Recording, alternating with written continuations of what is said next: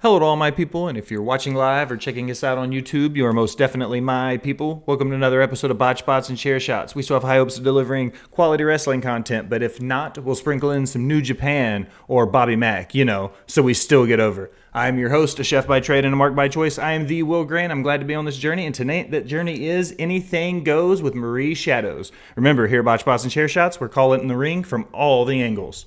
Joining me tonight for the second time, we have Marie Shadow. She is the host of the Squared Circle podcast. She is one of the hosts on Thomas Island. But most importantly, ladies and gentlemen, she is the IWC's New Japan Pro Wrestling professor. Marie, how are you?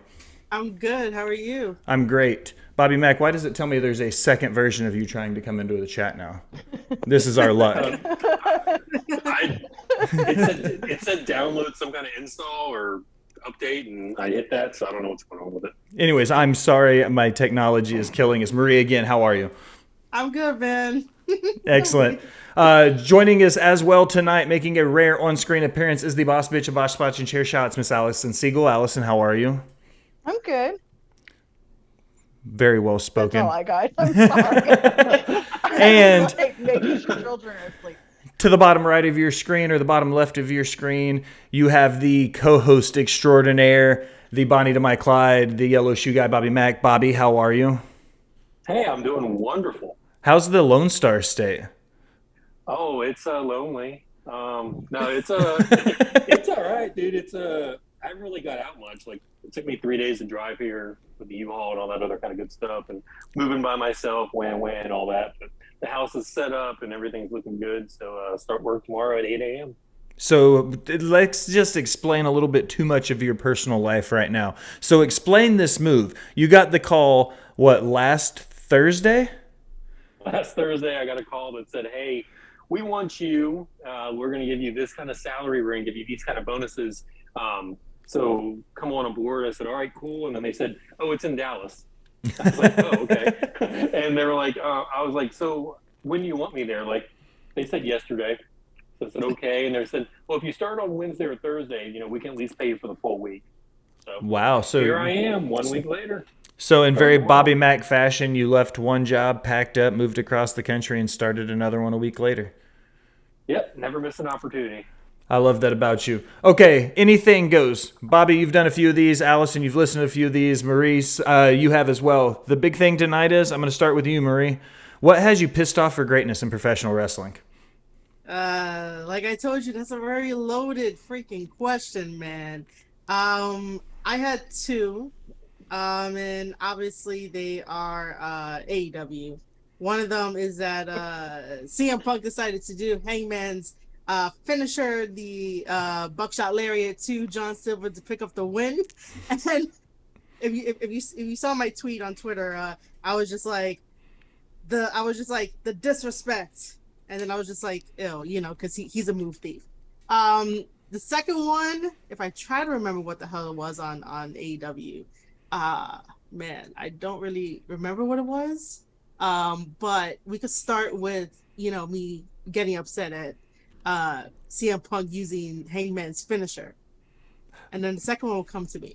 All right, well, while you think about it, Bobby, what are your opinions on guys stealing other finishers? How protected do you think a finish should be inside of a promotion? I think it should be very protected, but for anybody to claim that buckshot lariat is Adam Page's is totally wrong. The buckshot lariat started in Japan. Easy Money made it really famous in ECW, and a lot of guys on the indie circuit copied him. And Adam Page is one of those guys on the indie circuit that copied Easy Money. It's a great move, but again, he's nowhere near an originator to it, and he actually doesn't perform it as good as Easy Money does. Yeah, even to this day, where he's 20 years older than the guy. But yeah, stealing a move, it's disrespectful. Dusty Rhodes picked up the figure four leg lock when he got in the feud with Ric Flair. There was guys that the sleeper hold with Roddy Piper. That was something that he obviously taken because what was Piper's finisher before that? So yeah, when you steal that kind of move, it's an insult to the guy in the ring. But it's if you don't ask permission, like Kevin Owens, for example, he asked permission from Stone Cold to use a stunner. That's respectful, and I think that's okay. But yeah, if you just do it out of nowhere, like what CM Punk did, yeah, that was definitely a great storyline steal. Marie, question for you. What do you think in a match, for instance, when it has to come to the story? Do you think in a story similar to Austin and Rock at WrestleMania 17, do you think it's okay for the other guy to use the finish like that in a match, though? Like Austin using the rock bottom or the Rock using the stunner? Yeah, I totally agree with that. I get why Punk did it, but he brought that, out of me that I was like, oh, this, this idiot like fucking used it and shit. Like, it got me upset. He did his job. He did his job.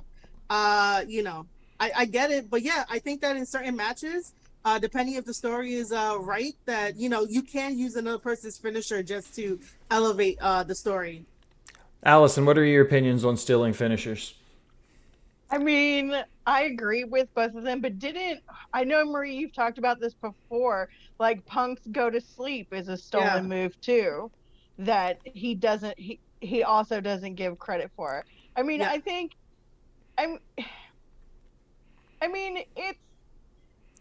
it's good for a pop, I guess. If it's just like a one-off, like, fuck you, I'm gonna use your finisher, but I think it's a little tacky.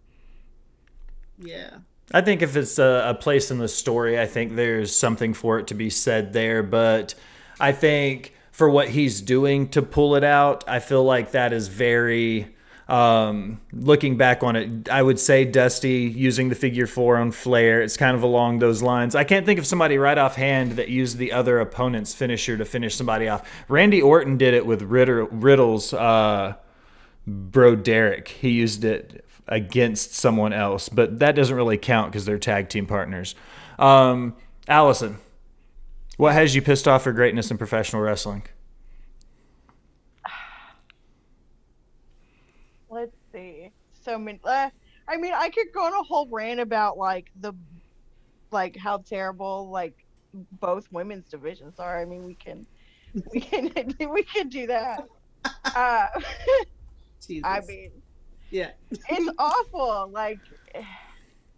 Yeah. What specifically about the women's division, though? Let's get very precise about it. Let's just go ahead and dive into that. Okay. They're with AEW specifically, they have so many. They're gaining all these women on their roster that are good, and they never show them. I think their shows maybe have 1 to 2 women's matches at max, and once they put a belt on somebody, they rarely ever defend it, and as soon as they lose it, it's like they never existed. How often have we seen Britt Baker since she lost the belt? A few times, maybe.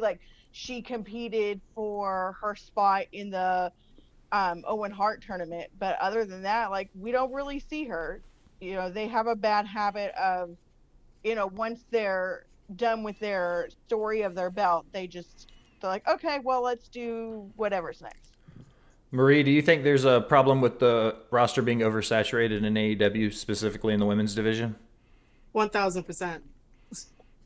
Just 1,000%. Because if the women are not going to get the same equal amount of time with the men, or like some type of balance on the show, right? So obviously when you watch AEW Dynamite, obviously the men matches outweigh the women matches. We're just asking for some type of balance where we can at least get maybe 2 or 3, including the backstage segments and stuff like that. I just think that it's a little oversaturated, only because when you look at the AEW Dark and Evolution graphic cards for the matches and stuff, you can see all the women they have. And then they bring in more women just to have a job and opportunity, and I get that. But then in my mind, it's so fixed on all right, how are you gonna showcase all these women on Dynamite or Rampage? Rampage seems to be the loophole where they could get away with 3 women's matches, but that's not cool, because once Rampage goes back to its normal time, it's gonna get really bad ratings and demographic and stuff, and that's not really good.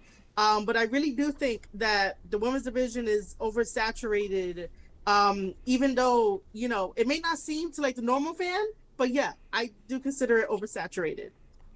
Bobby, let me follow this up with you now. In your opinion, is it two-horse race between AEW and WWE as to who's going to have its first women's only brand. Do you feel like that's inevitable at this point? I don't know if that's the direction of either company. Really unpopular take would be kind of like how women's soccer players are trying to get money, the same money that the men's soccer players are getting, or the WNBA. If you're not drawing money, then why put all the effort into the product? And again, I know that's unpopular, but it just seems like that's the truth. Like, I would love to see an all elite women's wrestling, but I don't know if I would tune in every week. Same thing with the WWE. They ran one all women's pay-per-view. The numbers were okay, but it's been 3 or 4 years now, and they still haven't done it. So I'm curious now. Like, they've already dropped the women's battle royal from WrestleMania, the Mae Young battle royal. So is the interest really there for the fans? So I think that's the big thing. When I just went and saw Doctor Strange, and spoiler alert, there's a brawl between the villain and 4 heroes. The 2 males get killed right away, and then it's 1 female villain versus 2 female lead superheroes, and I almost felt like it was forced. Yeah, I could agree with that. I don't. Sorry. No, go. You finish. I thought you were done with your thought. Go ahead, Bobby. Sorry. No. No, I just, so again, if the money's not there, for the fans and the live, the reaction's not there, then you got to go where the money is, and that's what this business is about. Allison, you got something to chime in? I mean, I don't necessarily think the women need their own show, but I mean, they could give them more time. It doesn't have to be a 50-50 split, but they could do better. Both brands could do better. They pulled the Bianca and Sonya match from Backlash and put it on Raw. They could have left that. There were so few matches on that card. Even if they had shortened all the other matches just by a couple minutes, or maybe taken out one unnecessary promo, they could have had that match. Ronda and Charlotte was a good match, but we could have seen more from the women. Yeah, I agree. I would have rather seen Bianca, who I'm not a fan of, and Sonya, who I'm not a fan of, versus Happy Corbin and Madcap Moss. Right. Or what's the other guy, Umas or whatever his name is, and Bobby Lashley. Umas and Lashley. Yeah, those 2 matches feel like they should have been on a Raw, on a SmackDown, rather than on a pay-per-view. But I understand why WWE Backlash had those what was it, just 6 matches. I understand why they had it, but at least on Raw they really was all right, we're showing you the women. Here they are, where more people at home, when they come home from work, they turn on the TV and bam, there you go. You have your audience there. That They're going to come home expecting something. The other thing too is that we should praise that NXT 2.0 had mainly an all-woman show, and I was even watching it and I was like, oh, this is cool, even though we had Chase University and stuff like that, some of the guys, but overall it was a whole women's show and stuff, and it's that's the kind of progress that we want. Those are the kind of conversations that we want. I know that AEW can do it too. It's just that you just got to be upfront with everybody and just be look, TNT may not want us to have more women's matches because of X, Y, and Z, and then they try using Rampage to do the loophole to have them on there. But I want to see them shine, because I want to see their stories. I don't want to see them get 2 minutes of backstage nothings where the baby faces always get interrupted by the heels and they can't say shit, or meaningless stories that don't go anywhere. Allison had mentioned before that our champion Thunder Rosa has yet to really show up and really do something, and I understand that Thunder Rosa has Mission Pro Wrestling. Well, why doesn't she have an open challenge and have her ladies challenge her there, and then that match gets to be put on a special time on TNT? They don't think. And this is why sometimes it bothers me that he doesn't have a team and he wants to do everything himself, and then it's bro, you're burning yourself out. You need a team, you have the money, If you didn't, you would have went down already. But you have the money somewhere. Hire a team. Let them do this for you. Let them think outside the box.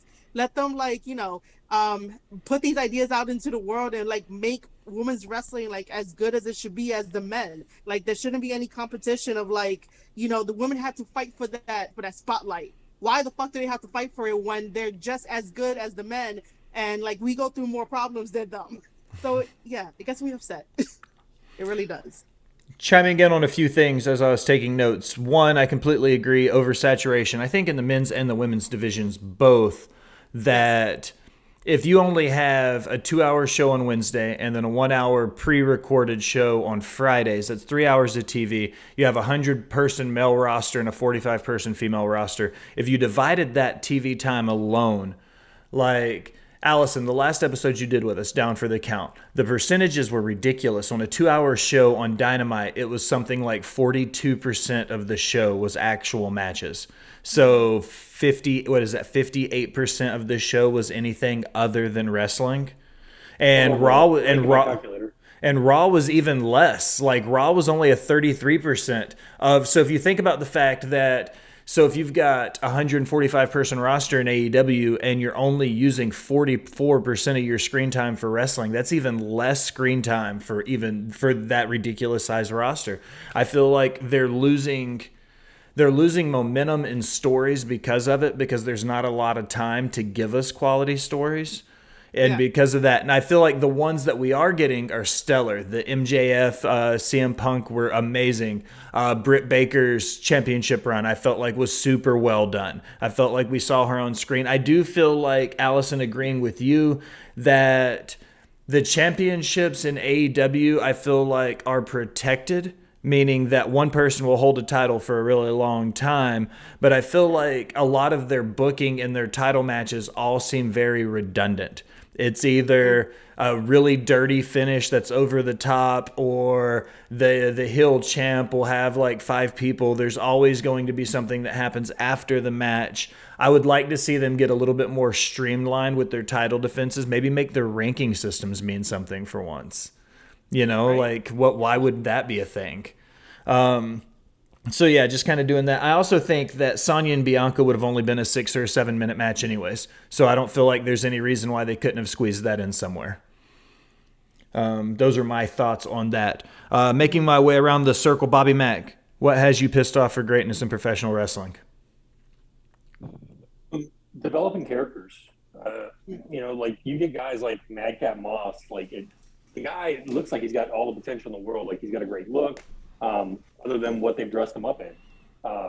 So that drives me nuts. Like, this guy can talk. He's got a personality. Why put him in this stupid gimmick with Corbin? So it doesn't make sense to me on that part. That's one of my biggest things and if Roman, I know everybody got freaked out this week because Roman made some speech in New Jersey about not coming back to town. Mm-hmm. And they all freaked out because Roman is their only true star. Like, when Brock's not there, it's only Roman. Like, he is Hogan. And I know I'm going to go back to Hogan, but Hogan represented the company. When Hogan left, the company went down. Mm-hmm. They had Brock and Austin at the same time. So you can compare that to Brock and Reigns. When Rock got hurt and Austin got hurt, Triple H was able to come in and, take over and, do his thing. But he also had other guys there too. If Roman legitimately went away from WWE, who is there to replace Roman? Like, what's the draw other than the brand WWE? And that pisses me off. Ladies, anything to chime in? So yeah, I agree with that Madcap Moss does have like a lot of potential, a lot of he has character, he has charisma, he has all that. Like you see it come out. I just think that him working with Corbin is sort of like his stepping stone, and then eventually, hopefully, they got something down the line for him. But yeah, I totally agree that sometimes, wrestlers don't make characters as much, to the point where we can't really connect with them. Because I remember back in the day, you connected with at least somebody. that was larger than life, because you were like, oh, we have like the same common ground of like whatever we liked or whatever, and you're like, oh, this is why like I support this person, because you get invested in the story and stuff like that. I created a video called how to make a pro wrestler, where I took the concept of how to structure a 3-act play plus a like a 3-act novel, which is like act 1, act 2, act 3, and then like explained everything, just because I have a writing background. So like I explained it of like how you can use that to like jumpstart your career as like a young wrestler in the business, and how to connect with people and stuff like that, and just using the stuff that I learned, and then giving it away for like as like a Twitch stream and stuff like that. But I really do think that sometimes wrestlers do need to develop that character rather than just playing themselves, because sometimes people just don't get it. It's like, okay, you play yourself, but I want to live vicariously in a very nice, positive way, not no like stalkerish way, to like get behind the person, support them, buy their merch, want to be invested in like their stories that they tell. But I think sometimes it's a lost art, because everyone sees that, oh, if this person can go by like their real self, they could get over. That's not always the case. Allison, what do you think about it?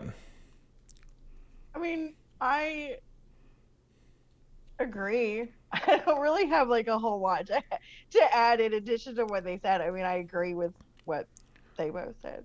I don't want to deep dive too much into it, because I have the interview with Al Snow I just did yesterday, so it's fresh on my mind. See, he and I were talking about storytelling, and he says that one of the biggest things that modern pro wrestling is missing is that storytelling in the ring. A lot of the guys, and like I said, I don't want to spill too much of the beans before I drop the interview, but it rings true for somebody who was around for as long as he was, because if you think about it, just using him as an example, he came through in the 80s, so he came up during the territory wrestling. His debut was 83, Bobby. I see you scrunting your face. No, I was thinking about the time he yelled at me. I brought that up before we went on the air, because I was like, man, I'm really excited to have you on. Yeah, I have a funny story with you about my co-host, and I said it was when you were working in East Tennessee with NWA Smoky Mountain and Smoky Mountain Wrestling, and I explained the scenario about you mispronouncing. All-Star, actually. Or was it All-Star then? Yeah. I explained the story about you mispronouncing his hometown and losing his shit on you for it, and he was like, "You'd be amazed how many people mispronounce it." Yeah, thankfully he complimented me after the event, but yeah, during the event, yeah, he ripped me. But yeah, he referenced storytelling a lot during the thing, and he said that outside of actually training the moves, that's one of the things they preach so hard about it in the OVW training program, is getting everybody on that page of knowing what it's like to tell that story. Because he says that's what's missing completely in modern wrestling, is that there's no long-term stories remaining in the system. So I agree with that. Like, that's AEW does a good job. I'll give them credit for that on the long-term stories. Like, they really do build the stories. Adam Page is obviously probably the longest one that they did, but yeah, WWE has never really done that. Like, in the old days when they did 4 pay-per-views, once the pay-per-view happened, it was a reset. And like, Ted DiBiase and whoever his opponent would, they'd hate each other for those 3 months of the build-up. The pay-per-view would happen that next week on Superstars or Wrestling Challenge. All of a sudden, DiBiase's going to get somebody else and building up to the next one. So, yeah, WWE has never had a great, I'd say, history of that, other than, I guess, maybe the Attitude Era where, you did have Rock and Stone Cold, Mick Foley and all them, and, they just had continuous rematches, but they always made them fresh. I will say and jump in that the moment that we have The Rock versus Roman Reigns, the internet wrestling community is going to be like, oh my gosh, long-term storytelling. We told you guys, long-term storytelling. Yo, they're going to champion that like for 20 years. Yeah. I've never met... Since the birth of Roman. We've been building this up. I've never met a more fickle group of people than the IWC, because it's like an angry quilting circle of really just angry misfits, because it's like the most I don't want to say childish, but sometimes that's how it comes Yes. across, is how childish some of the people get with their opinions. And I was watching Dark Side of the Ring earlier, and on Dark Side of the Ring, there was the big argument between Russo and Cornette, where Russo was like, "It's just wrestling, dude," or "It's just wrestling, bro," and Cornette's like, "It's the most important thing I've ever had in my life." And I'm like, that's the IWC right there, quintessential in a nutshell. Is you've got half the people that are like, "I just really like wrestling, but it's wrestling," and then you've got people like Jim Cornette, and they're like, "Wrestling is my life, and that's all I have." And it's just, I mean, you have me too, because like I want to get signed by New Japan, so like I want to get there again. No, so I mean, it is my life. That's ultimately, I mean, look, I quit working in a kitchen blindly after almost 20 years to pursue this. Like, yeah, people make ridiculous decisions, but like it's never bad if you want to do it. And I've always said, if you love what you do, you never work a day in your life. But it's just crazy to me in some ways. Moving down my list, this one is for you and Bobby Marie. So recently there was some new IWGP Tag Team Champions crowned with Chase Owens. Bobby, you have a connection with Chase Owens, and Marie, I know you have a love-hate connection. Yeah, a love-hate relationship. We'll call it that. So let's deep dive in that. What did Chase do? Bobby, let's start with Marie. Marie, you go first. Chase Owens win the IWGP Tag Titles. I am just gonna do this in character, just so that you don't get upset and he doesn't get upset. No, don't worry about make people upset. Bro, I don't care. Okay, good. Chase owes me money. Oh, he owes you money. All right, so here it goes. Fuck Chase. There we go. A lot of women say that. From the first time I met Chase, he just actually started. Like, I think I might have met him his rookie year, straight from Virginia, being a high school state champion in wrestling. His manager was Ashley Hope, which means nothing to anybody unless you're in East Tennessee. But they were boyfriend, girlfriend, and Chase would have her dress in lingerie to come out to the ring. To help get over. He's an interesting guy. I can't say I dislike Chase. His dog, he had to put his dog down like a couple days ago, and that was sad because I've actually met his dog a couple times. Chase, I was in Virginia visiting my grandmother, and there was a WWE show, and Chase was booked as a extra. He was losing, I think, to Ryback in one of those matches where Ryback used to have, where like it was a handicap match. And Chase, again, him and I always got along. We got in maybe one or two fights over some girls, but arguments, not fights.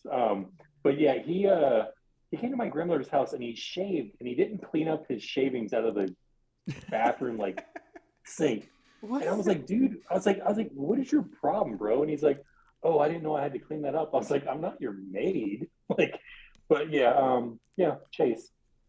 He's a unique person. Yeah, he is, man. I was supporting him on Twitch and whatnot, because I was like, oh, if I support him on Twitch, maybe I can help out more like behind the scenes or whatever. Because my background is that I'm an ex-WWE employee, so I have some I just love wrestling and all that kind of stuff. So I was helping him out for a while. I even pushed the thing that when he had Jay White on his show on his Twitch channel and stuff. And all that kind of stuff. So, after all that, I remember I had put out a tweet. By the way, you're getting this as a first scoop. Like I never told this story at all. So this is breaking news. It's breaking news. By this point, I have him blocked, so I really don't care anymore. So I remember I had tweeted out because I was still in love with AEW, and I was saying that with all the guys that AEW has, they should ship them out to New Japan and go on New Japan Strong, so that way they could just get their reps in and have matches or whatever, right? And if New Japan management is oh, let them win a title, I was like, they can handle that shit. So I put that out as trying to manifest it into the world. He comes into my DMs and he just starts some shit with me, and I'm like, bro, like I didn't say anything wrong. He was telling me that I was like shitting on New Japan, and I'm like, bro, I fucking love New Japan. Like I support you, I support everyone else. Like I don't know what the fuck you're talking about. Like what is this? Like where is this coming from? And we're just going like, not again. My fucking like, you guys can still hear me, right? Yeah, we can still Yeah. hear you. You're good. Yeah, but my whatever you do, don't fucking clip that, guys. That's bad. But my camera went out. See, this is what happens when I get like too passionate about this shit. That like, oh, there goes my Zoom meeting. We're all gonna blame this on Chase. Chase has always these connections. This is Yes. what we're gonna do. This is Chase's fault, 100%. Japanese connections, bro. He's like all over the internet. It is, right? I guess you guys can still hear me. It says that it's not responding, but we'll just see. So yeah, we're just going back and forth and whatnot. And like I told him that, dude, I don't know why you're starting anything. Like, you know, I don't want an argument. Like, I hope you're okay. Like, I hope you're fine. And he's like, yeah, I'm fine. And then I just left it as that, and then we never talked again. Because I wasn't like dealing with his fucking. And then like I blocked him because he had a tag Bryce Rensburg when I was like, yo, why does Bryce have to move around the ring? Like, you know, he's over dramatic and shit. So I was just like, yo, I'm done with his bullshit. So that's it. That's the story. Allison, do you even know who Chase Owens is? Does anybody? No. Oh shit. Oh shit. So wait. I know him because I've heard Bobby tell this story before about the shaving. The shaving story. He's one of my boys, but at the same time, I'm just like, it's like having like a younger brother that you just like, you realize you've got to make excuses for, and oh, you know, it's okay. Like Chase learned from Ricky Morton. Like he had one of the best teachers ever. Yes. You know, Les Thatcher. Ricky Morton backstory is not a fan of Easy Money, who's from ECW, because ECW, to Ricky's opinion, is they didn't tell stories in the ring. They were just spot monkeys. And Chase understood that, but at the same time, Chase would go to Easy's house and learn those spots because he wanted to learn that stuff, but he always did it behind Punky's back as he was doing it. And, you know, it's all these like inside things. Like, again, Chase is a great wrestler. Like, he really is. Like, he put in the time, he's learned the craft. Is he good on the microphone? No. Does he have a good body? No. Is he going to make it to WWE? I hope he does maybe one day. But at the same time, you know, Chase in New Japan, he found his niche and he came a long way from where he started in East Tennessee. So I'm proud of the guy. But yeah, am I going to win Chase any money tomorrow and expect to get it back? No. Okay, something went crazy with the screen there, and now Bobby and Marie are switched places on my Twitch stream. Oh, you know you could rearrange us, right? Yeah, no. That's what when I switched, your camera went out, and when you left the meeting and I put the new camera in, you and Bobby switched places. I mean, I didn't like that face that I made when it stopped, so. It wasn't the worst face. I mean, I know, but still. It could have been much worse. I just recently watched a movie called Host. And it's a really random tangent to go on, but I love horror movies. And Host was about a group of people that were on Zoom doing a seance. And it was very reminiscent of that movie because all we heard was you talking and then your screen froze on your face. And I was like, I've seen this in a movie very recently. Like, oh, no. Okay, so Chase Owens, moving on from that. This is another one that I'm going to ask you guys about in AEW. This is a hot topic right now online between everybody. I'm going to throw it out there and anybody can jump in on it. What do you think about AEW's introduction of a trios championship? Because everybody seems to think it's coming down the pipe. What do you guys think about a trios title in AEW? Well, Tony Khan said he already made it. So it's already happening. There? Yeah, he said it in another interview because all he does is interviews, is that you know, he has it, he made it, but he's just waiting for the right time to bring it up. Bobby? Yeah, the belts are created. I hate the word trios. What would you want to call it? The 6-man tag team titles, like New Japan. Yeah, like they did in New Japan, like they did in the NWA, like they did in Yeah, let's see.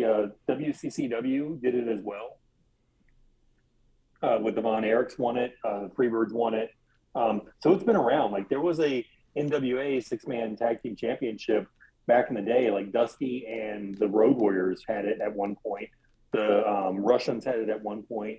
So it's been around. Like this trios thing, I just don't get like trios. Like if you want to be unique, okay, but I don't know. Like I don't know. I just don't get the trios title. Or just the name of it. I think it's a unique idea, especially now that you don't have, great tag. You don't have great tag teams in WWE. You have really good tag teams in AEW. I think it's a unique idea. I think it'll be fun. I think what they're waiting for is Omega to come back, so they can split the whatever. What are they called now? The Undisputed Elite. Undisputed Elite. So yeah, especially if Roderick Strong comes back too and can get out of the contract. So yeah, I think it's a unique idea. It'll be fun, I guess, and it also gives more people more time to work. Allison, what do you think about trios titles in AEW? I mean, with as oversaturated as their roster is, it at least gives something else for people to fight for and more more opportunity to build, deeper storylines. So, I mean, I'm here for it if it's going to actually create good content. I can get behind that. I don't think AEW necessarily has an issue. They've only got their world title, the TNT title, their tag titles, then on the women's side, the women's title and the TBS title. So that's 5 titles. So if they introduce a trios title, that's only going to be 6 titles total in the company, which I feel like is okay right now. But are we counting Ring of Honor titles too? No, just AEW specific titles. I know Ring of Honor's got the TV title, their tag titles, they've got another 4 or 5, but just AEW specific titles. Right now they have 5. If they introduce the trios, that'll be 6. And I think they have a roster large enough to support 6 titles. I think I would rather see the trios title than them introduce a second mid-card title, because I feel like the TNT title right now is still fighting for relevancy. So I feel like if they do introduce a second mid-card title, it's going to cause the same problem that the IC title and US title have in WWE, which is where they've slowly lost all of their relevancy because of kind of the same thing. Like there's too many people on screen. Like you don't really see these long defending reigns. Like Nakamura held the IC title for 12 months and defended it 3 times in 12 months. Yeah. So I don't want to see AEW make that same mistake. I think if they want to introduce another set of titles, trios titles make sense, especially with them having set up as many stables and tag team groups and stuff as they have. I mean, the Gun Club, the House of Black, the Undisputed Elite. That's just the big ones that are running off. And then you don't even think about things like the Dark Order and Best Friends or Good Friends or whatever the hell Orange Cassidy's group is called. Best Friends. Yeah. I just hope they don't turn it into like a Freebird rule title. Like I hope it's like legit the 3 people and that's it. And I like think we're that... a group like where the Dark Order comes in, they can be like, oh, any of these guys can go. I mean, to me, the Dark Order would be the only exception, just to create different types of stories and create different types of angles. And then you could, us fans could definitely just debate about it and be like, oh, that's not right or whatever. What I would like is that if they do introduce the trios title, that it does not follow the rankings, because I'm tired of people waiting in line until they get to number 1 to challenge for a title when the number 3 person should be with a chip on their shoulder and be like, oh no, I'm skipping the rest of you guys don't deserve this. How is it that this person is number 1 when they're fighting on Dark and no one knows about it, but the number 3 person is fighting on Dynamite and everyone knows that person? Why is there no type of storyline with the rankings when it comes to these titles? But I would not want the trios title to be part of the rankings. I really want all the 3-man teams in AEW to go at it at a free-for-all and really tell your story of nah, we beat your ass last week, get to the back of the line, we're good here or whatever, and create those builds leading up to it. No, I totally agree. I've never seen Dark. I'm not watching when NXT was on the internet, I didn't watch NXT, and I missed probably the best part of NXT. Like, Mhm. I don't, You did, I don't absolutely. get Tony. Yeah, I don't get Tony Khan's whole thing with the dark thing. Like, I catch Dynamite, I'll watch Rampage here and there, and I enjoy, like, when I watch Rampage, I think it's really good. Like, I know a lot of people complain about it, but an hour-long show is perfect. Like, it's just like boom, boom, boom. Oh my God, it's over. Dark, I don't seek it out. Like, I don't, like, and I never have. I've never watched one of the episodes. So them telling stories on Dark, I know they're trying to draw people to it, but I don't know where all the money is on that part of it, like where the business perspective is and the big screen perspective. Like, what fans are they? Like, they're just drawing the hardcore fans that are always there. They're not developing any new fans with Dark. Yeah, I totally agree with that. But I will say that when AEW first started, like that first year, Dark was really amazing. And then like it just fell off. I just watched today specifically before I was getting online. I watched through some old YouTube videos and Dark stuff because I was watching the Blackpool Combat Club. I saw a GIF on Twitter of the three of them simultaneously beating the shit out of three random guys, and I was like, huh, okay. I obviously know Bryan Danielson and I know Mox super well. I followed both their careers, but I didn't know a whole lot about Wheeler Yuta. One, Wheeler Yuta apparently dominated the indies for a long time. Like, the deeper down that rabbit hole I went, like, he was everywhere on the indies. He was also an IWTV Independent Wrestling World Champion at one point, too. Shout out to those guys. I just had AC Mack on yesterday as well. The IWTV Independent World title is everywhere, and I really, really I won't go too far off, I like what IWTV is doing right now with the indies because it reminds me of what the NWA did in the 50s. They're taking all of these independent promotions, putting them under one big umbrella and going, here's a way to market to the entire country. You see what I mean? Like, they're putting everything under this umbrella. So different conversation for a different subject, but back to Wheeler Yuta. I was going down there, and I didn't realize the amount of matches they had on Dark and Dark Elevation. For a 1 hour show, it'll be 60 minutes, and it'll be 45 to 50 minutes of matches nonstop, and they just run through them. Allison, turning this to you, when we saw Dynamite, that was the first time you had been to an AEW show. What did you think about seeing Dynamite and then them immediately rolling into a taping of Rampage and getting both experiences of the show? Because Rampage was very much match, done, whereas Dynamite was this big elaborate production. What were your opinions on those two? I mean, it was definitely cool. Like, seeing the changeover in between was kind of neat. Just like the subtle differences that they do make in the set. But it is interesting how they do it because there's not a whole lot of fanfare with those matches. It's here's the matches. There's really no promo. At least the one that they did in Nashville, like there was no promos between each match. It was like, here's a match, here's a match, here's a match. So I mean, it was definitely cool. With Dark and stuff, like with being on YouTube, they don't have to, deal with advertisers, so they can do all these matches and not have to stop for this and stop for that. So I mean, that is one bit of it. I don't have time in my week to sit down and watch Dark. I just don't. But I mean, I can see the appeal of it. It's just not. I just don't, with as much wrestling as there is on TV right now, like I just don't have the time for it. So, how much wrestling a week do you think you guys watch? I mean, I don't know anything. Because we're doing fantasy and stuff, like, which Bobby is now playing, whether he knows it or not, by the way. Oh yeah, Bobby, do you want to? Never mind. No, I need to it's send not you a a choice. text. You're playing fantasy now, Bobby. Oh, okay. We'll talk about this. Anywho, I'm watching all of them now. NXT, I fast forward through. Like, I see, like, I'll watch the beginning of a promo and the ends of matches so I can, like, add up our points. But I mean, today I was catching up on everything. I literally watched 5 hours of wrestling today. Holy shit. Bobby, how much wrestling a week do you watch? Live wrestling is probably an hour, hour and a half, 2 hours maybe. Old school or just like network stuff, like on the WWE, like probably like 10 hours a week. So maybe a couple hours a day?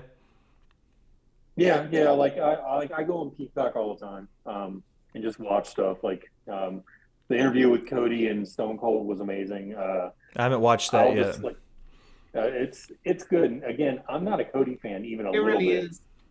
Yeah, but he as pretentious as he comes off, I'm starting to buy his stuff, which is weird. Like because his wife, one, I cannot stand. And normally him, I can't stand very much, but he's becoming more likable, which I never thought I'd be able to say. But yeah, like I watch, like I'll hear like, somebody mention a match or something like on a podcast or whatever, and like I'll go back and start watching those matches. So yeah, like then I end up watching the next match, next match, next match. So yeah. Marie, what about you? How much wrestling a week do you watch?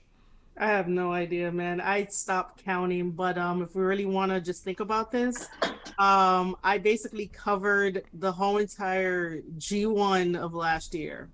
So those New Japan shows are like maybe 3 to 4 hours depending. So like, give or take. Everyone out there can do the math, but like to give you an idea, because I cover like the big freaking events of New Japan, those things take a lot out of my fucking time, just so that way I can at least provide people with some entertainment or update about like, this is what's going on, this is that, and then not even to mention to like get on to do the live streams and then watch the backstage comments with my community and stuff like that. So extra. So I do it all. Let's just say 100, so that way I could be the unique one. 100. 100. I watch wrestling 7 days a week, and that varies on what type of wrestling I watch, because I don't watch, in most cases, I won't watch Raw or SmackDown or Dynamite live. I don't like commercials. Mm-hmm. And in most cases, the wrestling that I cover isn't necessarily live wrestling. So I don't feel as pressed to watch it live. But I still watch Raw, I still watch SmackDown, I still watch Dynamite every week, even though I don't watch them on Monday night, Wednesday night, or Friday night. I'll watch, Tuesday, Thursday, Saturday is typically my schedule. But I still watch live.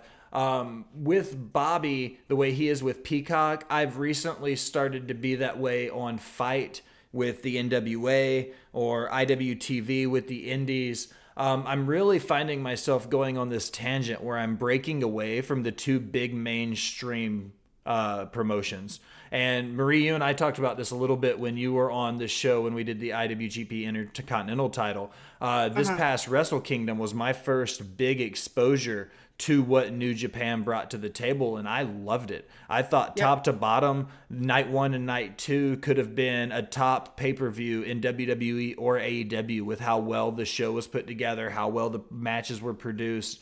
Same thing with AAA. I'm finding that there's so much other good wrestling than WWE and AEW that I'm trying to catch up on 20 years of history in New Japan, or 50 years of history in New Japan, and 25, 30 years of history in AAA, where I grew up in the American South and it was WCW or WWE and that was it. There was nothing else.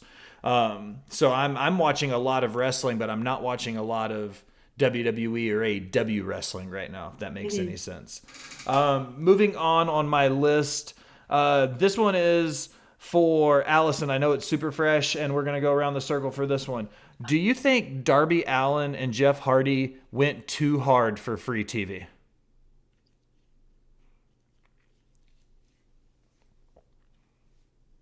No, because it's the two of them. And I feel like that the energy that both of them give off is go big or go home. The Hardys have both said like this is going to be their last go at it. So I mean, why not give every match everything? That's how I feel about it. Marie, what do you think about Darby and Jeff Hardy's match this past Wednesday? Because they were in New York, when you come to New York, you have to go big or go home. There's no ifs, ands, or buts because here in New York, we just do things a little bit differently. So, as much as I don't like the fact that they went like super hardcore, I'm not really surprised that they did because, even if Darby Allin was not facing Jeff Hardy, this dude is going to sacrifice his fucking life for no fucking reason. Like, he is like a cat that's like living on borrowed time because he wants to live on borrowed time. I'm just really over the fact that Darby doesn't take into consideration like, his life and his health, because any wrong move, especially with him jumping off the ladder the way that he did, and even though he sort of landed on the chairs like maybe okay, but like, you never know, man. Like one wrong like little degree and like you moving and like physics, like it could have paralyzed him, it could have like traumatized or like whatever, like it could have got him out of commission. Like I'm just so over not really caring about Darby Allin because he doesn't care about his life. And then Jeff Hardy doesn't need to do any more hardcore stuff. Like he doesn't need to fly off of things just because like he has to. But see, this is the problem with AEW fans and the way that AEW has been built. When you give into the expectation of the fans of all the spots, you put yourself into a corner and you have to do it every time and you have to deliver. And that's why, the fans are not really growing. That's why they're staying at their rating. So yeah. Bobby.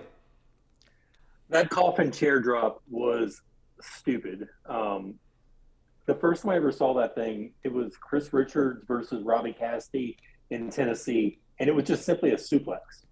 And the storyline was the champion Robbie Cassidy was going to be out for like months from that drop. It's a big spot, like it's a good looking spot. From where he did it was stupid. Like that was dangerous. Like I totally agree with everybody. Like it was dangerous. Like when he jumped, I saw one in slow motion where I saw Jeff put his hands up and try to protect him, but that was even dangerous for Jeff. And I don't think that they should take those kind of things. Like I don't care if it's pay-per-view or if it's free TV. Jeff's got a history of this. Like I saw him at a spot show in Tennessee where he legit, we didn't ask him to do it. He set up a table and went through a table from the top rope. Like he does stuff just to do it. And this match, I really feel like he could really help Darby on coaching him on, hey, you know what, guy? You're going to be really sore in about 5 years, 10 years. Down. And he needs to mentor this guy because Darby Allin he's a jackass. Like he's looking for that jackass pop. Mm-hmm. And I don't think he's going to make it to Johnny Knoxville's age if he doesn't slow down. Yeah. You want to know what he posted earlier on Twitter?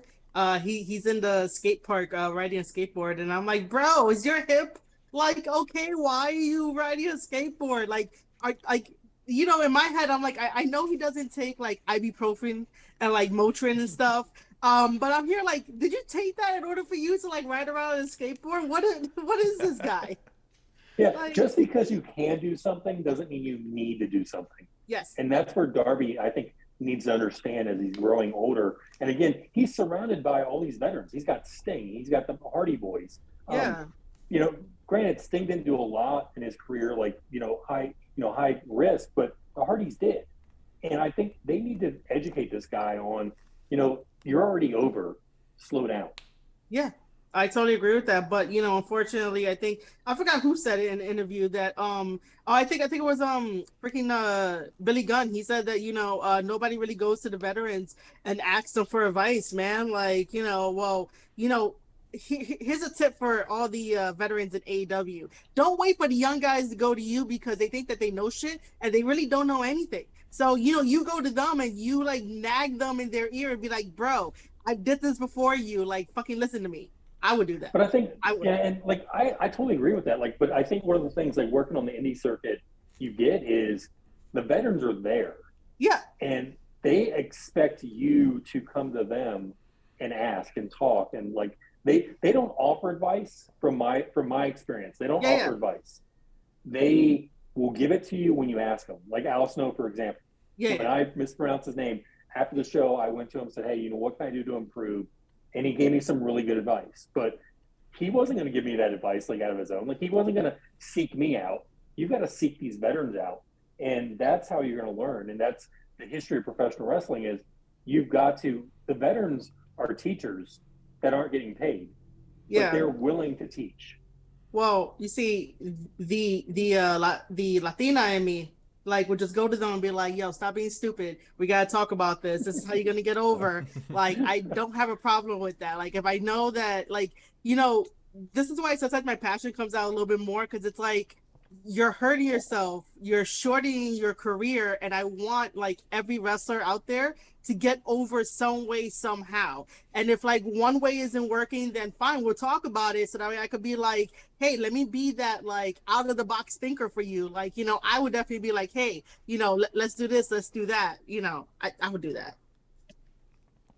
I agree. I think any, like, parent is like that too. Like, we're just like, hey, you know, let me help you, let me guide you, you know, let me teach you. But the guys that are, you know, the veterans in pro wrestling, even though they're parents, they're there for a job, and they're not there for anything else. They're not there to develop anybody unless somebody wants to be developed. That's true too. Piggybacking on a couple points, I agree with you, Bobby. Just because you can doesn't mean you should. And it's really rare that I'm going to say those words on air. It is May 12th, a Thursday night. Bobby and I agreed about professional wrestling. I think that the Darby Hardy thing, in my opinion, is if you're going to do big match spots, then think of it from a payout perspective. You want to save those big spots for when the payout's going to happen. If this is the only chance these two are going to go at it, it makes sense then, because this might be the only, you know, Jeff Hardy Darby Allin match we get. And if it is, then great, we got a banger out of it. But I wrote down, furniture is great if it's part of the story, not forced to be. So when it comes down to it, I feel like if you're going to do a chair spot, great. Don't take away from the match because Jeff has to oversell so that you have time to set up 8 chairs in the middle of the ring. You see what I mean? Like, make it seem fluid, make the furniture seem and appear natural as part of your story. Don't force a square peg into a round hole. And I feel like a lot of the high spots in AEW, that's what they do. They look great. Case in point would be the Andrade Cody Rhodes match with the flaming table. Like, that bump would have looked great without the flames, but they did it just to kind of be the high spot to put it over. And I feel like Darby setting up within the first 90 seconds of the match, knocking Jeff Hardy out, then setting up the 8 chairs on the outside. It seemed like such a process, and it was like it took away from the story they were telling when they didn't have to do it. Allison, Go Allison ahead. and I were part of a podcast a couple of days ago in the chat, and this topic was brought up, right, Allison? Mm-hmm. Yeah. What about it? I vehemently agree with you, Will. Like, when you watch a movie, you don't set up the chicken coops in the back of the truck to watch the car go through it. You don't see that part. You just see the chicken coop truck driving. And the guys that were on there, the indie guys that are on there, that hopefully Allison will get us on with them, they were like totally disagreeing with me that no, it's okay to take 20 minutes to set up a spot because the fans are going to enjoy the spot. No. I think And I don't even think they understood what you were even trying to say. Like, I don't think that they actually even got it. I don't think they wanted to get it. Like, it's like how Orton. Sorry, I can't hear you. So it's like no, now I can. It's like how Orton set up that turnbuckle, loosening the turnbuckle in that match against AJ, and then later on it happened. But you almost forgot about it by the time it happened, and it was so nonchalant that he did it. That's how you set up a spot. You don't sit out there for 30 minutes, 20 minutes, 10 minutes, 5 minutes, a minute and a half, setting up 6 chairs to create this spot that you're looking backwards to make sure you're going to land right. Sorry, Will, I didn't mean to interrupt. But also the other thing to add on is that it's also the production truck's job too to not give away that secret. So like if the camera is on that, it's just switch to something else. Like I because Matt Hardy was out there, so like why I don't know why can't Matt be like, yo Jeff, go go go? What I don't know, but like you don't look at what's happening in the setup. You have to go look at something else. No, like a manager, like that's where a manager Yeah. comes into play. Like Yep. the side piece that's not the main focus. Like that's where that sets up. And if you've got your brother out there, shouldn't your brother be stopping this or like walk over and start every time you set up a chair and go back in the ring, just start knocking the chairs down? Yeah, but I think someone online or something like that brought it up that like the AEW managers, like the managers that they have, including like, Matt Hardy, if he's gonna be a manager for now, for the sake of this conversation, they're just there. They don't do anything. They don't do what managers back in the old days used to do, like they're just there. I completely agree with that statement. The lack of growth in the management department, I feel like that is a genre of superstar, if that makes sense, that isn't being developed at all right now. Is you other than Heyman and MVP and a couple guys in New Japan, your boy Dick Togo. Like I can only name like a handful of like established managers in the business right now because I don't feel like they're developing managers the way they used to in the old days. And I would almost argue though with Heyman. Heyman's not doing much outside the ring anymore. Like Yeah, he's handing over not. the But belt. Like yeah. he's no longer a mouthpiece because Roman's talking. And when he's there for the match, I think Heyman's calling the matches in the ring or calling the matches outside the ring. Like I feel like that's Heyman's purpose at this point is getting Roman to that next step, Usos to that next step. I don't feel like Heyman's not the true. He's no longer Paulie Dangerously. Yeah, I can see that. He's now Paul Heyman, but I legitimately think he's calling the matches outside the ring. Allison, what do you think? I mean, I agree. Like, as far as like going back to what Bobby was talking about and Marie too about like not seeing the setup of stuff, like earlier I was showing the kids I'm babysitting TLC too, and there's so much stuff set up in that match, but like you don't see it being set up. And so, like other people are there doing it, or like even if it is the wrestler, they're not the focus at that time. So you're not like, oh, well, this is probably going to happen. I definitely think, it takes away. And, on UWO the other night, like the guys are talking about how it doesn't take away and it adds to the story. No, it makes the story unbelievable because Jeff Hardy wouldn't have laid there for the 2 minutes that it took to set up all those stupid chairs. Yeah. So, for sure. Completely agree. I think that losing the story for the sake of a spot is not the thing. You have to have all the components of the story. So your facials and the ref and your moveset and your opponent and the crowd and all of these things and timing and your cadence and everything that goes into putting together a wrestling match. And when you look at the big picture, if you focus on one aspect of that and it goes from being an even balanced equation to where all you're worried about is that cheap pop, then you're going to sacrifice another part of the story in the process to make that happen. And I don't care how fluid you are in it. If you look at the most fluid death matches that went over, and in my opinion, TLC 2 is a perfect example of that because they did great high spots with big bumps, but they didn't take away from the production value of the match. And you said it right, Allison. They didn't take the time to have you watch them set up 4 and 6 tables at a time. They did it with the production truck. Marie, touching on what you said, like all three of you had really great points to show how if you do it in a match, you can do so and not distract and take away from what's happening on screen if you do it the right way in the production side of it. And I think that is another side of it that has to be handled properly because if it's not produced well, you can take shitty wrestling and make it look okay with good production value. It's hard to take, shitty wrestling and make it look good if you have shitty production value as well. So I feel like it's easier to make it look better if you take the time to produce it. And if you move from camera to camera, so you keep that shot out, then you see how much better it looks when all of a sudden you're like, oh shit, where'd those chairs come from? Oh, look, Darby's jumping off of something real high again. Like, it's easier to believe if you don't see, nobody wants to see the cheese being made. They just want to eat it, Yeah. That's the long and the short of it right there. That's the best way to say it. Nobody wants to watch you make it. They just want to eat it. So I've got very, very chef of you. Hey, Right? It's always a food reference. look, food and pop culture. It's about the only things.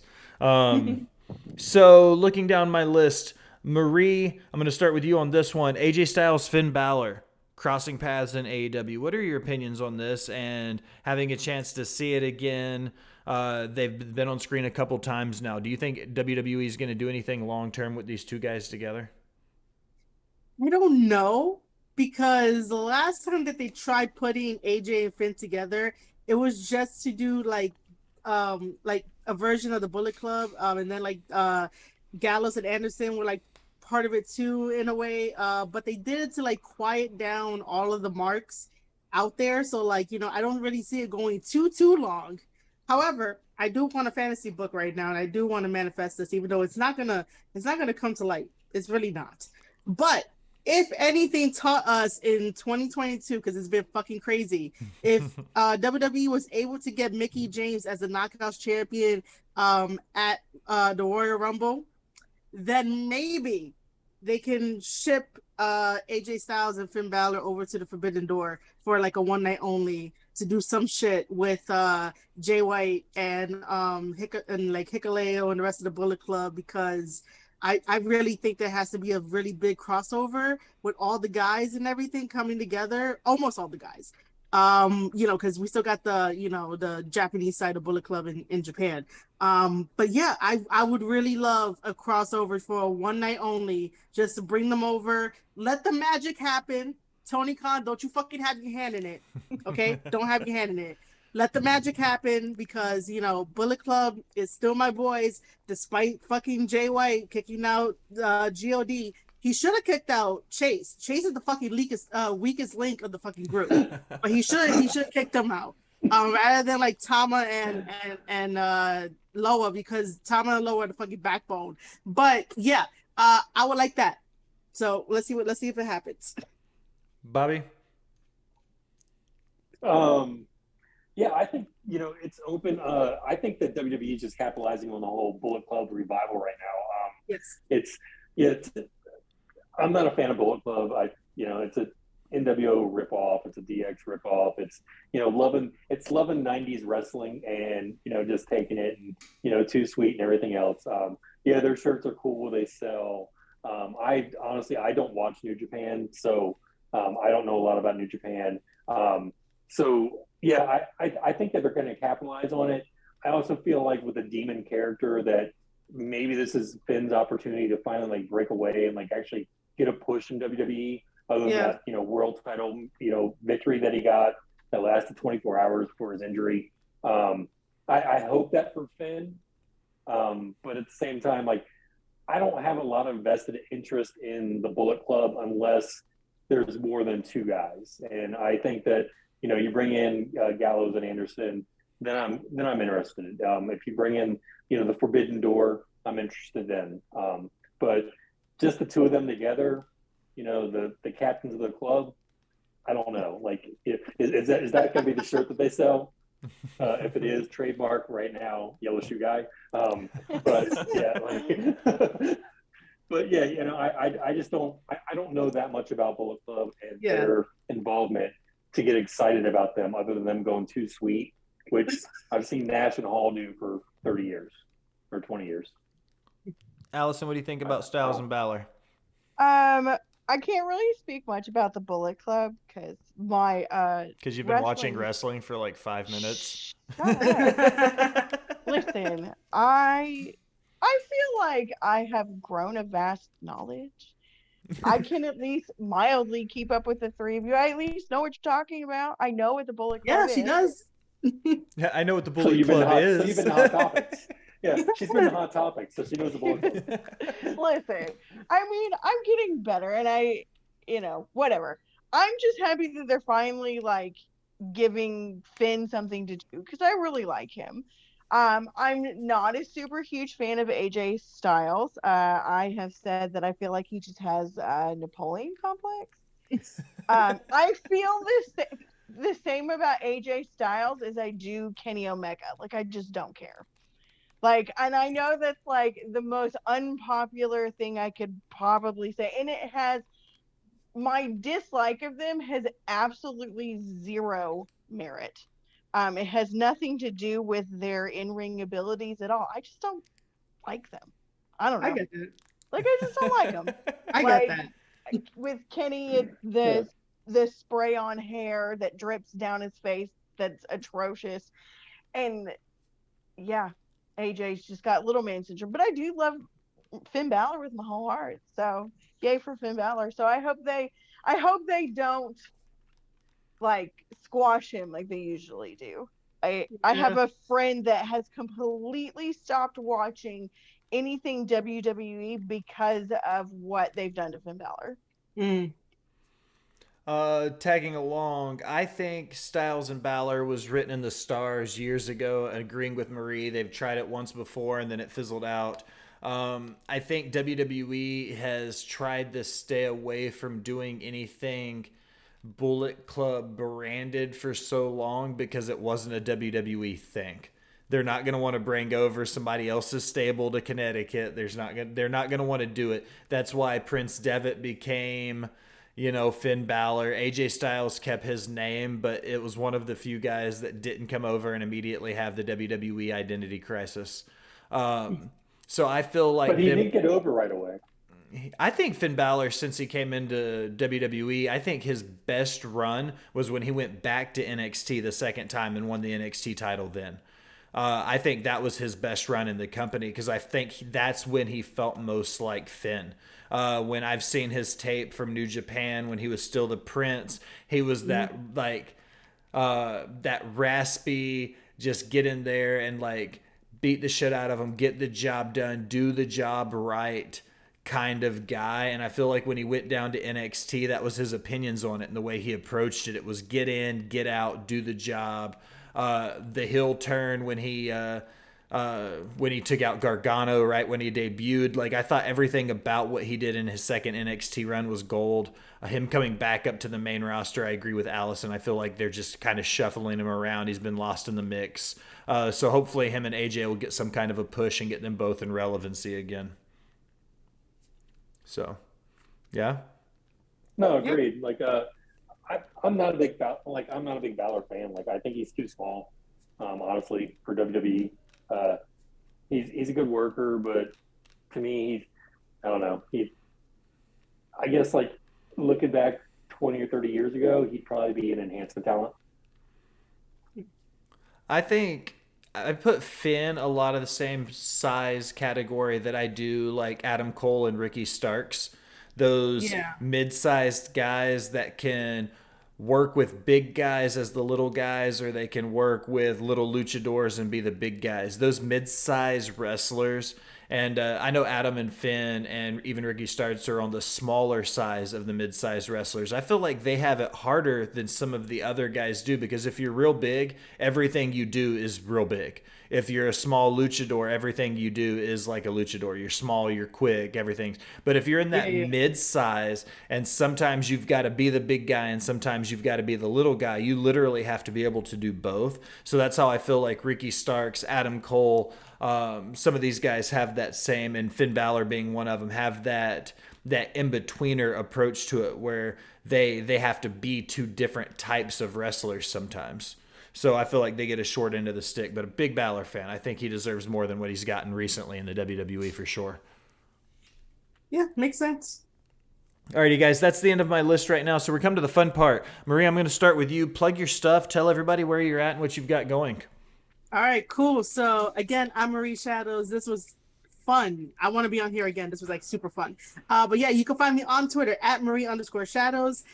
You can find me on my own Twitch channel, twitch.tv/Marie_shadows, where I talk about wrestling and even get even more hot takes on there. I just opened up a brand new newsletter over at Substack. So go to marieshadows.substack.com to read my write-up on Kota Ibushi and the whole New Japan drama that's been happening over there. And if you like the article, you could donate, click that button, and it'll take you to ko-fi.com/Marie_shadows.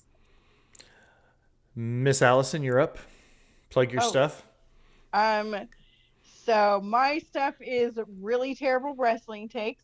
You can follow me on Twitter at justagirl918. I pretty much just post trash and selfies. So, I mean, follow me. Don't follow me. It's whatever. But follow Botched Spots and Chair Shots. And please follow Bobby so we can get him at least to 100 followers. Say something about your comic. Oh my God, I always forget about the damn comic. We also have a comic that we post on Botched Spots and Chair Shots called The Heel Support Group with Max and Colby. We haven't done one in a while. I am going to do the one this weekend, so be on the lookout for that. Thanks, Will. Bobby Mack, you're up. Yellow Shoe Guy on Twitter, on TikTok, anywhere and everywhere on social media nowadays, which is totally weird for me. You can play video games with me if you want to go to the Twitch channel as well. With Yellow Shoe Guy, usually it's Grand Theft Auto or some kind of casino game. And if you're in Texas, please don't follow me unless, you're really hot. Leave it to Bobby. We made it 1 hour and 16 minutes before Bobby made an inappropriate comment about a lady. Hey, I'm didn't so say blonde or blue impressed. eyes. You do know it's always bigger in Texas. So, he's going to have some fun. This is true. Hopefully. The higher the hair, the closer to God. Y'all are wild. Yeah. But Allison, keep working on getting those 3 indie guys. I want them on this show. They said they'd never come on. Oh, no, just Oh. the British guy said that he would never come on our show. Really? Oh, really? Big wrong. Because he followed of me the Bobby. next day and returned my message that said he wanted to be on in June. So That's wrong. well, there you go. Alrighty. My turn. Remember, if you are following us here, to head over to Smacked Raw on Twitter to follow RN and Kai. They do the rewind every Sunday night or Monday, depending on the schedule. They do a nice little recap of everything happening in the world of wrestling. Make sure to check out UWO, Kyle's Unpopular Wrestling Opinions. It's always a good shot.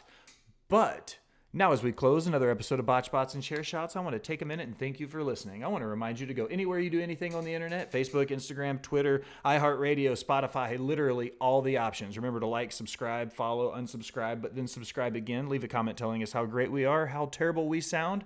Either way, it helps our algorithm and it helps us find new listeners. If you're feeling really generous and want to be one of those VIP people, head over to patreon.com and donate to the Smack Draw Podcast Network. You get cool swag and we get fantastic guests. It's a win-win. As always, I am your host, The Will Gray. Thanks for stopping by and listening, my people.